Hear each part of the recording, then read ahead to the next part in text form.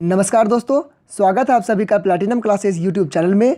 तो दोस्तों, आज के इस वीडियो में हम डिस्कस करेंगे क्लास 10th हिंदी बी का चैप्टर साखी को। यह संत कबीर द्वारा रचित है। इसे हम बहुत ही सरल शब्दों में समझेंगे ताकि आपके आने वाले एग्जामिनेशन में बहुत ही आसानी से आप इसका जितना भी क्वेश्चंस होगा उसे आप बना सकते हैं। तो चलिए इस वीडियो को स्टार्ट करते हैं और इसको बहुत ही आसानी से समझते हैं।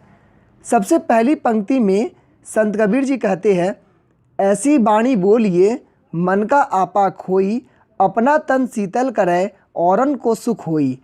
इस पंक्ति में संत कबीर जी हमें बताते हैं कि हमें ऐसी बातें करनी चाहिए जिससे हमारा अहम नहीं झलकता हो, यानी हमारी घमंड नहीं झलकती हो। इससे हमारा मन तो शांत रहेगा तथा सुनने वाले को भी सुख और शांत प्राप्ति होगी। संत कबीर जी कहते हैं कि अगर हम अच्छी बातें बोलते हैं तो इससे हमको भी सुखी होगी और सामने वाला भी सुन करके सुख और आनंद की उसे अनुभूति होगी।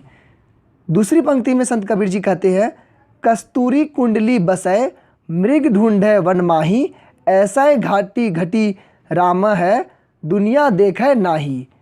इस पंक्ति में संत कबीर जी कहते हैं कि जिस प्रकार से हिरण की नाभि में कस्तूरी होता है, कस्तूरी एक तरह का पदार्थ है जो कि हिरण की नाभि में होता है, लेकिन हिरण उसको नहीं जानता है। हिरण दुर्भाग्यवश उस चीज़ से अनजान है और उसकी सुगंध के पीछे वह पूरे जंगल में ढूंढता रहता है।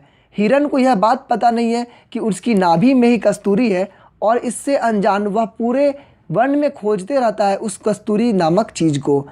इसी प्रकार से संत कबीर जी कहते हैं कि भगवान हमारे पास है, हमारे मन में, हमारे हृदय में बसते हैं, परंतु हम लोग उन्हें अलग अलग जगह पे ढूंढते रहते हैं, मंदिरों में, मस्जिदों में ढूंढते रहते हैं, जबकि वे हमारे पास, हमारे हृदय में बसते हैं।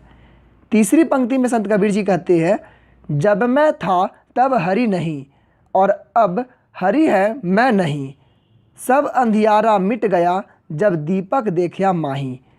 इसमें कबीर जी कहते हैं कि जब मैं था, मैं यहाँ पर अपने आप के घमंड को बता रहा है। जिस जगह पर भी आप मैं का इस्तेमाल करते हैं, इसका मतलब आप अपने घमंड को दिखा रहे हैं। तो ये कहते हैं कि जब मनुष्य में अहंकार होता है, जब उसमें घमंड होता है, तब वह ईश्वर की भक्ति में लीन नहीं हो सकता है। और एक बार मनुष्य ईश्वर से पूर्ण लीन हो जाता है, उस समय उसके अंदर कोई भी घमंड नहीं शेष रहता है।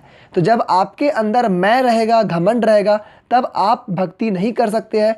और जिस दिन आप भक्ति में लीन हो जाइएगा, उस दिन से आपके अंदर मैं नामक जो घमंड है वो हट जाएगा।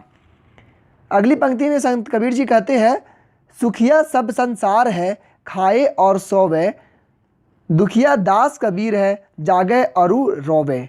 इसमें संत कबीर जी कहते हैं कि लोगों के जो समाज है उस पर उन्होंने व्यंग्य किया है। वे कहते हैं कि इस संसार में सभी लोग सुखी हैं क्योंकि वे लोग सिर्फ खाने का काम करते हैं और सोने का काम करते हैं। उन लोगों के पास किसी प्रकार का कोई चिंता नहीं है, इसीलिए वे बहुत सुखी है। उनके अनुसार दुनिया में वही व्यक्ति दुखी है जो भगवान की भक्ति कर रहा है, उनके पीछे, उनके वियोग में जी रहा है और उनको बेचैन मन से ढूंढ रहा है, बस वही उसमें दुखी है। यहाँ पर संत कबीर जी व्यंग्य करते हैं, यानी कि वे कहते कुछ और है लेकिन उसे उल्टे शब्दों में समझाना चाह रहे हैं। ठीक है।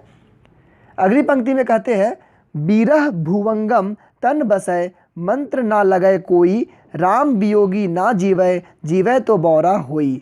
इसमें वे कहते हैं कि जिस प्रकार से व्यक्ति एक दूसरे से जब बिछड़ जाता है तो बिछड़ने के बाद जो उसे पीड़ा होती है, जो कष्ट होती है, उस पीड़ा को ना कोई मंत्र ना कोई दवा ठीक कर सकता है। उसी प्रकार से प्रभु से बिछड़ा हुआ कोई भक्त नहीं जी सकता है। उसे जीवित रहने के लिए किसी भी तरह का कोई जो साधन दीजिएगा वो काम नहीं करेगा। और दुर्भाग्यवश अगर वह जीवित रहता भी है तो उस कंडीशन में वह अपनी प्रभु की याद में पागल हो जाता है। तो वह कहते हैं कि जो भक्त है वो ईश्वर की जो भक्ति छोड़ करके और कुछ काम नहीं कर सकता है, उसके बिना नहीं जी सकता है। अगली पंक्ति में कहते हैं, निंदक नेड़ा राखिए आंगनी कुटी बंधाई, बिन साबन पानी बिना निर्मल करे सुभाई। इस पंक्ति में कबीर जी कहते हैं कि निंदा करने वाले, जो आपके बारे में गलत बात करते हैं, जो आपके बारे में बेइज्जती करते हैं, उन लोगों को आपके सामने रखना चाहिए। उन लोगों को आप अपने मित्र के जैसा रखिए। अगर हो सके तो आप उनको अच्छे आसन पे बैठाइए, आप उनके आदर सत्कार करिए। इससे उनका तात्पर्य यह है कि अगर आप निंदा करने वाले व्यक्ति को साथ में रखते हैं, उनके साथ उनकी बातों को सुनते हैं, तो इससे आपका भला होगा।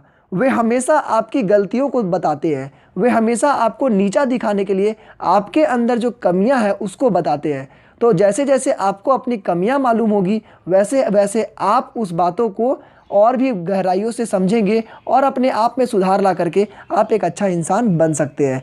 तो इससे जो हमारा स्वभाव है, बिना साबुन और बिना पानी, बिन साबन पानी बिना, बिना साबुन बिना पानी के निर्मल हो जाएगा, स्वच्छ हो जाएगा, बहुत ही अच्छा हो जाएगा।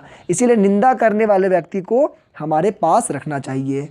अगली पंक्ति है, पोथी पढ़ी पढ़ी जग मुआ, पंडित भया न कोई, ऐसे असीर पीव का पढ़े सो पंडित होई।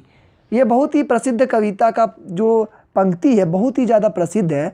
यहाँ पर संत कबीर जी कहते हैं, इस संसार में मोटी मोटी पुस्तकें पढ़कर कई मनुष्य मर गए, परंतु कोई पंडित नहीं बन पाया।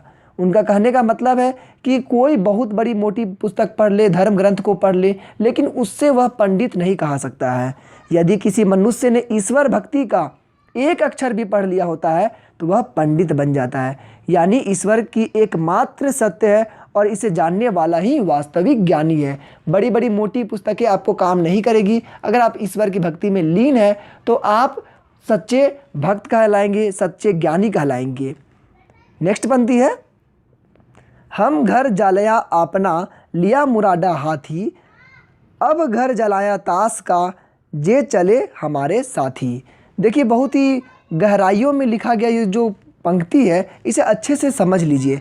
इसमें संत कबीर जी कहते हैं कि उन्होंने अपने हाथों से अपना घर जला लिया है। वे कहते हैं कि उन्होंने अपने हाथों से अपना घर जला लिया है। यहाँ पर घर का मतलब वो नहीं जिसमें हम लोग रहते हैं।